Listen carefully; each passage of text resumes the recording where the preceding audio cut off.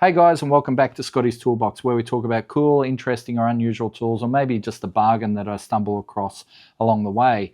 Now, for those who have been watching the channel for a while, you'll know that I just came back from the US, where I went over there and raced a car for a couple of weeks and had a blast. And while I was over there, I bought myself some pocket knives. You know, I kind of like a good knife, and I bought this this nice Smith & Wesson knife. That was the first one I bought.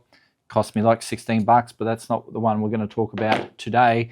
Brian, bless him, he heard that I like some pocket knives, so he went and bought me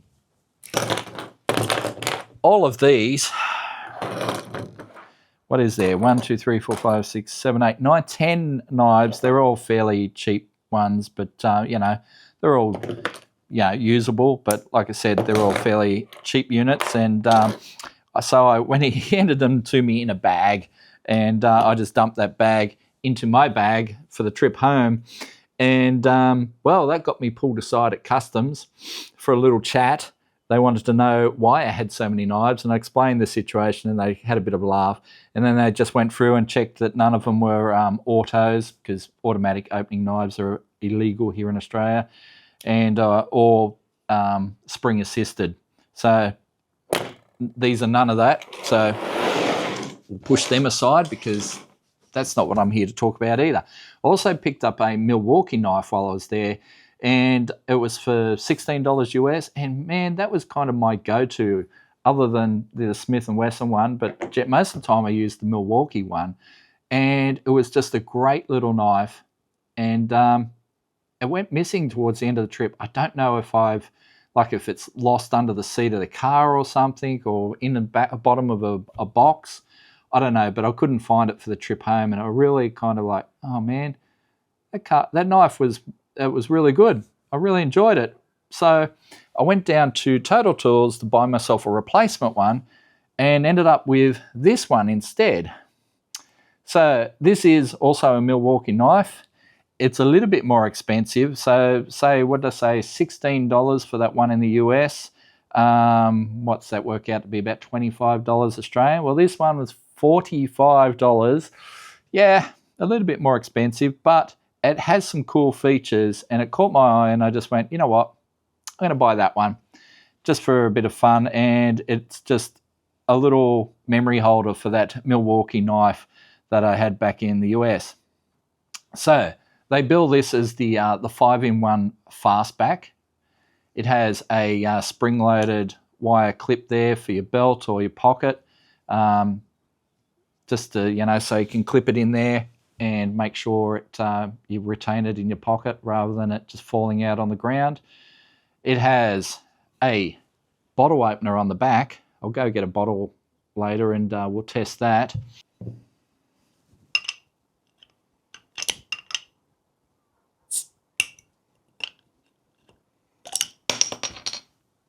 Works good enough. Oh, that beer is like 8 years old. Yeah, I'm not drinking that. It has let's see if I can get this open. It's a little bit stiff. I'm going to have to loosen off this pivot. And it has a kind of a semi-tanto tip to it. I wouldn't call it a full tanto, but slight tanto tip to it with a serrated edge as well. So if you're cutting through rope or whatever, it'll help. And it has a liner lock, so just to close it up. So the lock there is in the groove, and you just push that across just to close it up. Now to open it, it has a button. It is not an auto, so the button does not spring it open or anything like that. But if you have the right wrist action, you can flick it open. But like I said, I have to loosen off that pivot a little bit just to allow that to swing out a lot more freely. But as I said, it's a cool knife. It's got some other functions as well. So it has this little 1/4-inch bit driver here. So we'll call that one of its 5-in-1 things. So if you wanted to use that for say a Torx bit, say you had a Torx bit that you didn't have a handle for, you could use that pretty easily, or even a nut driver that'll slip in there as well.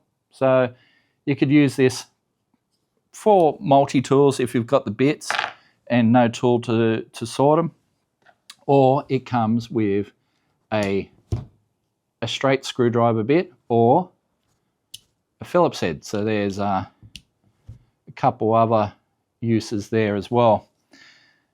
Also with a liner lock on that part, so it locks into place, so it's not going to fold up on you. I'll tell you what, I could have used this screwdriver attachment when I landed in the US because we had to take a trim piece off the car and we didn't have a screwdriver. We ended up just using like a Phillips head attachment in a Leatherman type knife, and it was a lot of hard work where this would have made the job a lot easier.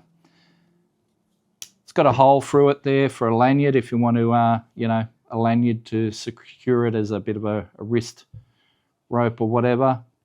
And it's not a bad little knife, got to say.